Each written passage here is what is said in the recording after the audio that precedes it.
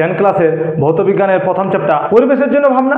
চলো এটা একটা কোশ্চেন আসা যাক যে ভাবনা করবে কারা এবং কেন করবে। প্রশ্ন হতে পারে কি না যে কারা ভাবনা করবে এবং কেন করবে? তো উত্তর হচ্ছে কারা করবে? মানুষ। তার কারণ হচ্ছে এই পরিবেশের উপর সবচেয়ে বেশি প্রভাব বিস্তার করে মানুষ। পরিবেশের ক্ষতি হোক, ভালো হোক, মন্দ হোক, যেটাই হোক না কেন মানুষ সর্বাধিক অংশগ্রহণ করে পরিবেশের যে কোনো কাজে। তাই মানুষকে সব কিছু অংশগ্রহণ করতে হবে, ভাবনা করতে হবে। আর দ্বিতীয় হচ্ছে কেন করবে? কারণ পরিবেশের যদি কোনো ক্ষতি হয়, মানুষের কারণে যদি পরিবেশের কোনো ক্ষতি হয়, তো পরিবেশে থাকা মানুষ তো পরিবেশের মধ্যে থাকে, তো মানুষের ক্ষতি হবে, মানুষের প্রজাতি নষ্ট হতে পারে, বিলুপ্ত হতে পারে। তার জন্যে আমরাকে পরিবেশ নিয়ে ভাবতে হবে। বুঝতে পারলে? ক্লিয়ার? দেখো এবার আমাদের এখানে গল্প হচ্ছে পরিবেশের জন্য ভাবনা। তো পরিবেশ কি শিখবে কিনা? পরিবেশ কি? তো দেখো আমরা এমন বলি না যে আমাদের আশপাশে যা কিছু দেখা যাচ্ছে, ঘর বাড়ি গাছগাছড়া মানুষ টানুষ সব কিছু মিলে একটা পরিবেশ সৃষ্টি, ঠিক? চলো একটু আলাদাভাবে করা যাক। দেখো মাথাটা একটু উপর দিকে উঠা যাক এইভাবে, যে আমাদের চারপাশে যা কিছু আছে সবই কি পরিবেশ। তার মানে কি মাথাটা উপর দিকে করার কারণ কি হচ্ছে যে বায়ুমণ্ডল। তা আমাদের এই পরিবেশের সবচেয়ে মেজর বা সবচেয়ে বড় অংশ কি? বায়ুমণ্ডল। তো রিসার্চ করে জানা গেল, মানুষ যখন সায়েন্টিস্টরা যখন দেখছে যে আকাশের দিকে যে এত বড় আকাশটা আছে, সে আকাশের মধ্যে বায়ুমণ্ডল কত পার্থক্য আছে, যে বায়ুমণ্ডল পৃথিবীকে ঘিরে রেখেছে, যার জন্য জীবজগতের অস্তিত্ব আছে। তো এই বায়ুমণ্ডল কি? তো রিসার্চ করে জানা গেল যে পৃথিবীর মোটামুটি 10,000 কিলোমিটার, কত কিলোমিটার? 10,000 কিলোমিটার পর্যন্ত বায়ুমণ্ডল বিস্তৃত। আর এই বায়ুমণ্ডলকে নিয়েই হচ্ছে আমাদের পরিবেশ। দেখো আমার লেখাটা যে হয় একটু টানা, তো তোমরা একটু অ্যাডজাস্ট করে নেবে। এই যে বায়ুমণ্ডল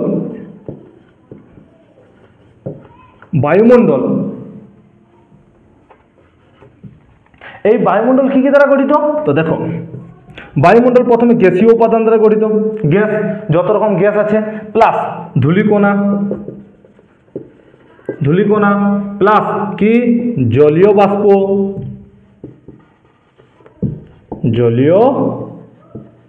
বাষ্প, ক্লিয়ার? বায়ুমণ্ডল তিনটা জিনিস, গ্যাস, ধূলিকণা, জলীয় বাষ্প, আরো ইত্যাদি ইত্যাদি জিনিস দ্বারা গঠিত। ক্লিয়ার? তো আমরা এই সব সম্পর্কে আলোচনা করব না, আমরা পড়বো গ্যাসের সম্পর্কে, যে কি কি বায়ুমণ্ডল গ্যাস দ্বারা গঠিত। দেখবে দেখো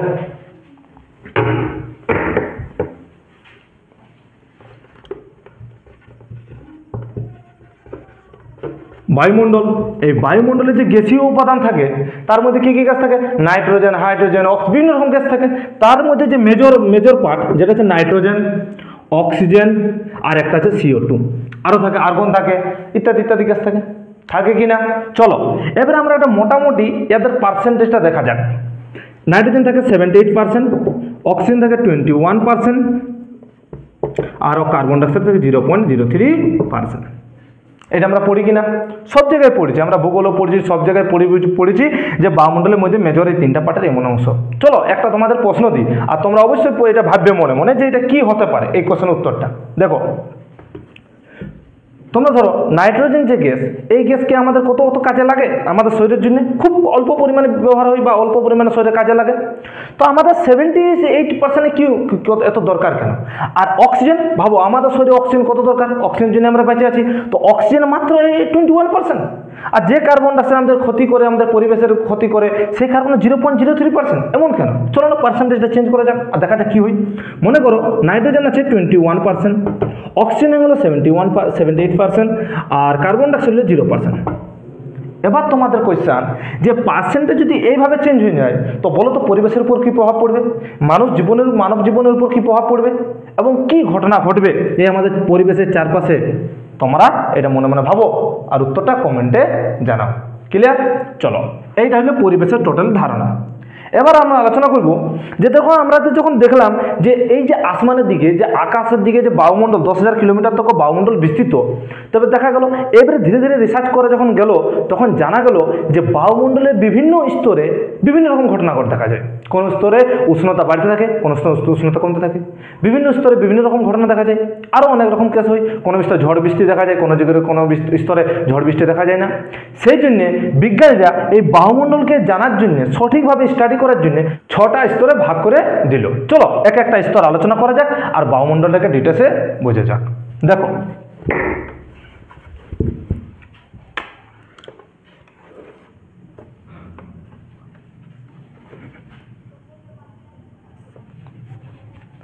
দেখো প্রথমে যে স্তর সেই স্তরটার নাম হচ্ছে ট্রপোস্ফিয়ার। কি ফিয়ার?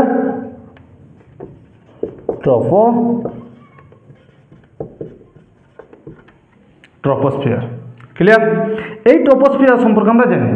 দেখো আমরা ওই একটা নোটের মধ্যেই আমরা সমস্ত কিছু ডাটা দিয়ে দেবো, যেন আর আমাকে বাড়তি পড়তে হয় না। ক্লিয়ার? দেখো ট্রপোস্ফিয়ার, তো ট্রপোস্ফিয়ার কোথার থেকে কত দূর তক বিস্তৃত? তো ট্রপোস্ফিয়ার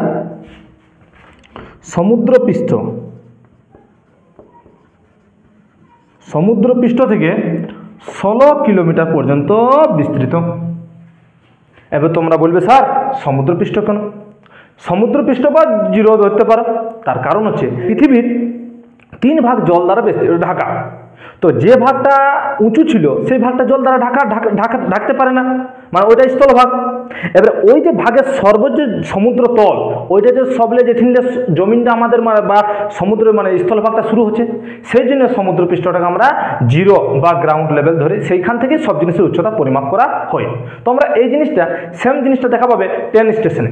ট্রেন স্টেশনের যে লাস্ট স্টেশনে যে বোর্ডে দেখবে লেখা থাকে যে সমুদ্রপৃষ্ঠ সে বা সমুদ্র তল সে এত মিটার উঁচাই সে আছে, এত মিটার উচ্চতায় আছে।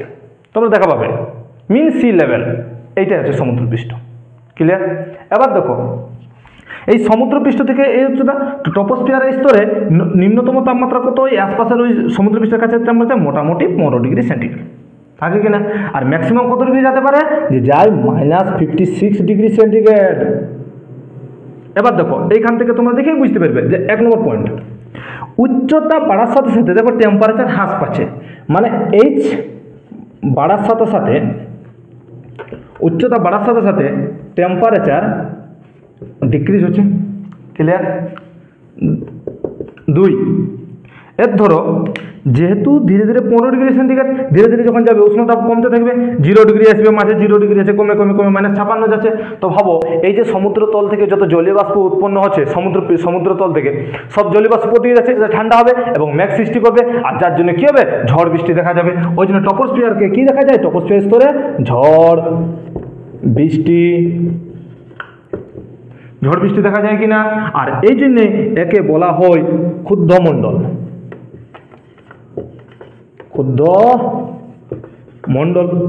আর এই স্তর ঝড় বৃষ্টি বিভিন্ন রকম স্তর বিভিন্ন সময়ে বিভিন্ন রকম মৌসুম দেখা যায় কিনা, ওই জন্য একে পরিবর্তনশীল স্তর বলা হয়।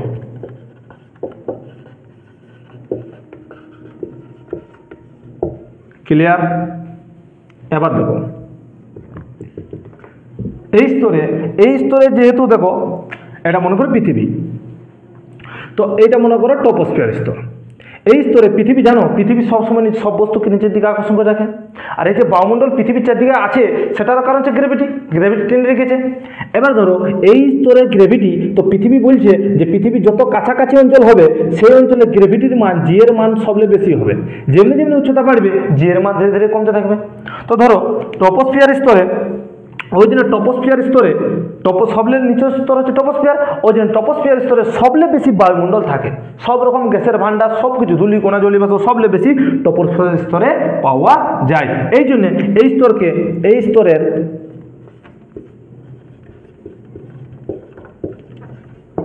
ঘনত্ব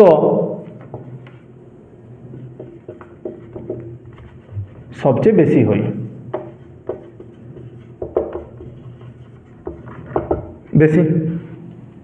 ক্লিয়ার? এই 3টা নোট। এবার আমরা আলোচনা করব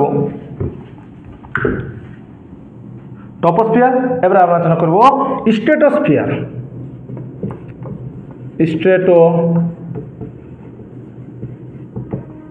স্ফিয়ার। এটা কত ডিগ্রি? 16 থেকে এবারে এটা হবে 45 কিলোমিটার। এটা -56, ফের এটা যাবে 0 ডিগ্রি সেন্টিগ্রেড। এখান থেকে কি বোঝা যাচ্ছে যে উচ্চতা বাড়ার সাথে সাথে উষ্ণতা কি হয়? উষ্ণতা বৃদ্ধি পাচ্ছে। -56 থেকে 0 যাচ্ছে নাই, উচ্চতা বাড়ার সাথে কি হচ্ছে? উষ্ণতা বৃদ্ধি পাচ্ছে। ক্লিয়ার? 2 নম্বর, এই স্তরে কোনো ঝড় বৃষ্টি ঝঞ্ঝাল দেখা যায় না, সেই জন্য এই স্তরকে কি বলা হয়? শান্ত মণ্ডল। ক্লিয়ার? আর এই স্তরে জেট প্লেন চলাচল করে। আমার লেখাটা একটু টানা, সেই জন্য তোমরা আমার কথার সাথে সাথে তোমরা নোট করে নিও জিনিসটাকে। ক্লিয়ার? একটু অ্যাডজাস্ট করো। জেট প্লেন চলাচল করে। 4 নম্বরে শান্তমণ্ডল, জেট প্লেন চলাচল করে। আর সবচেয়ে বড় হচ্ছে স্ট্র্যাটোস্ফিয়ারে একটা স্তর দেখা যায় যার নাম হচ্ছে ওজোন স্তর। ওজোন স্তর দেখা যায় বা অবস্থান করে। অবস্থান ওয়ার্ডটা ভালো হবে, অবস্থান করে। এটা ইম্পর্টেন্ট লাইন। ওজোন স্তর এই স্ট্র্যাটোস্ফিয়ারেই থাকে। এবার আমরা পরবর্তী যখন একটা ভিডিও আসবে সেই স্তরে আমরা আলোচনা করবো ওজোন স্তর কি, ওজোন স্তরের ঘনত্ব কিছু মাপা হয়, ওজোন স্তর কীভাবে সৃষ্টি হয়, ওজোন স্তর কীভাবে ধ্বংস হচ্ছে, সব কিছু ডিটেলস আলোচনা করবো আলাদা একটা ভিডিওতে। ক্লিয়ার? এই 4টা পয়েন্ট দেখে নাও। এবার তোমাদের আরেকটা জিনিস বলে দিই, টপোস্ফিয়ারের উপরের দিকে যে অঞ্চল তাকে বলে ট্রপোপজ, স্ট্র্যাটোস্ফিয়ারের উপর দিকে যে অঞ্চল তাকে বলে স্ট্রেটোপোজ। এখানে লিখে দিই, এই জায়গায় যে উপরের দিকে অস্ত্র না লিখছি না, এটা তোমরা খাতায় নোট করে নাও যে টপোস্ফিয়ারের উপরের দিকে যে অঞ্চল তাকে বলে ট্রপোপজ, স্ট্র্যাটোস্ফিয়ারের উপরের দিকে অঞ্চল তাকে বলে স্ট্রেটোপেজ। আর যদি স্ট্রেটোপোজ আর যদি তোমাদের বলা হয় টপোস্ফিয়ার আর স্ট্রেটোস্ফিয়ারের মধ্যবর্তী যে অঞ্চল তাকে কি বলা হয়? টপোপজ। ক্লিয়ার? টপোপজ।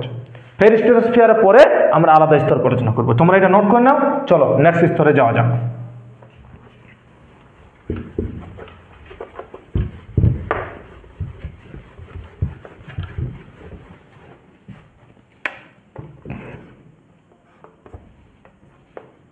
এবার দেখো আমরা কত ডিগ্রি গিয়েছিলাম?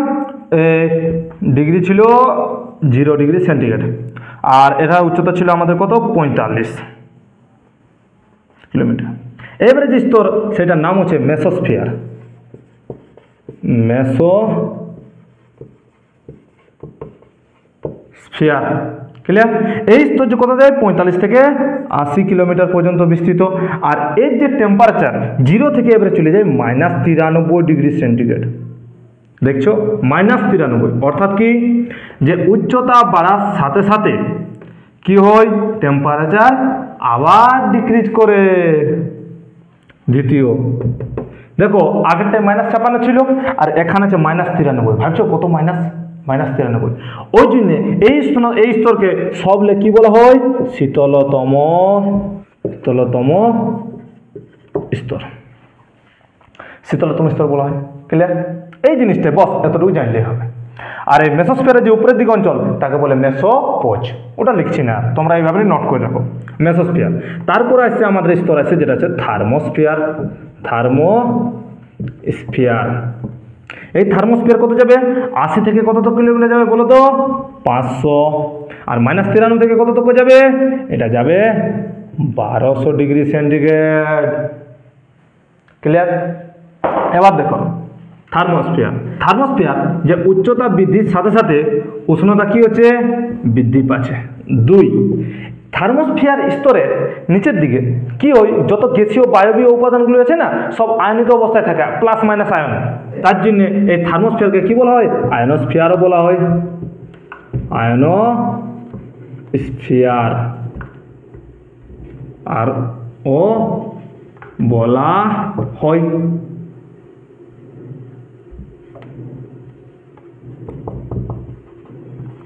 3, ইন্টারন্যাশনাল স্পেস স্টেশন। নাম শুনেছ? আন্তর্জাতিক স্পেস স্টেশন। আন্তর্জাতিক স্পেস স্টেশন কোথায় অবস্থিত? এই স্তরে। 4, এই যে রেডিও বা বেতার তরঙ্গ, সেই রেডিও বা বেতার তরঙ্গ এই স্তর থেকেই প্রতিফলিত হয়ে চলে আসে। অর্থাৎ কি রেডিও বা বেতার তরঙ্গ প্রতিফলিত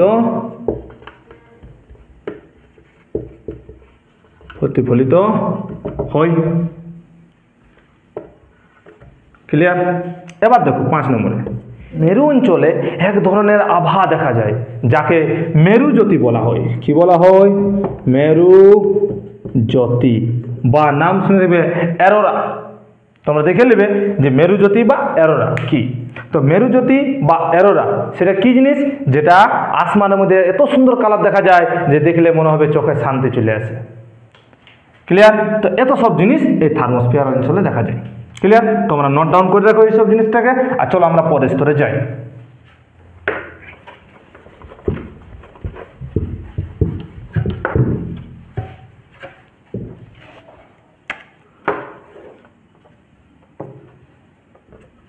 এবার দেখো আমাদের কত উত্তর করলো থার্মোস্ফিয়ার। এবার চলো এক্সোস্ফিয়ার।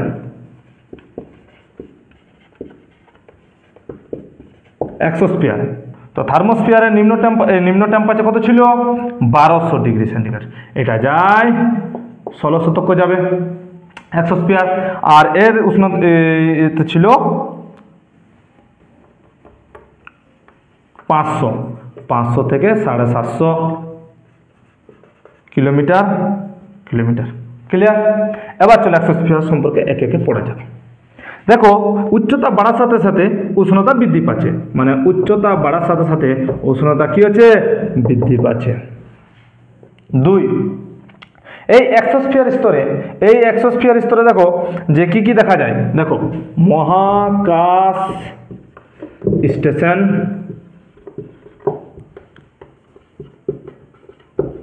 কৃত্রিম উপগ্রহ দেখা যায়। ওখানে ছিল থার্মোস্ফিয়ারে ছিল ইন্টারন্যাশনাল স্পেস স্টেশন, এখানে আছে মহাকাশ স্টেশন, কৃত্রিম উপগ্রহ দেখা যায়। এবার দেখো 1200 থেকে 16, এইটিকে কি বলে? উষ্ণতম স্তর বলা হয়। শীতলতম স্তর কে ছিল? মেসোস্ফিয়ার। এবার এক্সোস্ফিয়ার কি বলে? উষ্ণতম স্তর। এই স্তরে হাইড্রোজেন হিলিয়াম গ্যাসও দেখা যায় কিনা? হাইড্রোজেন হিলিয়াম গ্যাস দেখা যায়। ক্লিয়ার? এটা হচ্ছে এক্সোস্ফিয়ার। এবার দেখো সবলে যে উপরের স্তর সেটাকে বলে ম্যাগনেটোস্ফিয়ার। ম্যাগনেটোস্ফিয়ার এই স্তর কত থাকবে? 1600 থেকে এর অ্যাবাভ যায়। এর হচ্ছে 750 থেকে অ্যাবাভ, মানে হচ্ছে 10,000 কিলোমিটার পর্যন্ত বিস্তৃত। 750 থেকে উপরে যত স্তর, উপরে যত বায়ুমণ্ডল সব হচ্ছে কি? ম্যাগনেটোস্ফিয়ার। আর এই স্তর সম্বন্ধে একটা ইম্পর্টেন্ট, সেটা হচ্ছে ভ্যান এলেন বিকিরণ বলয়। দেখো এই বলয়টা কি?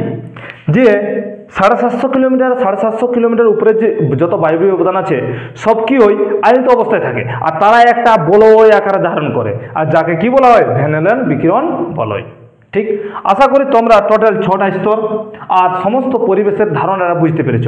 এটা হচ্ছে আমাদের ফার্স্ট পার্ট। সমস্ত প্রশ্ন এখানে ডিসকাস করা হবে মাধ্যমিক স্টুডেন্টের জন্য। তোমরা দেখতে থাকো, সাথে থাকো কোয়ার্ক কালেকশনের সাথে।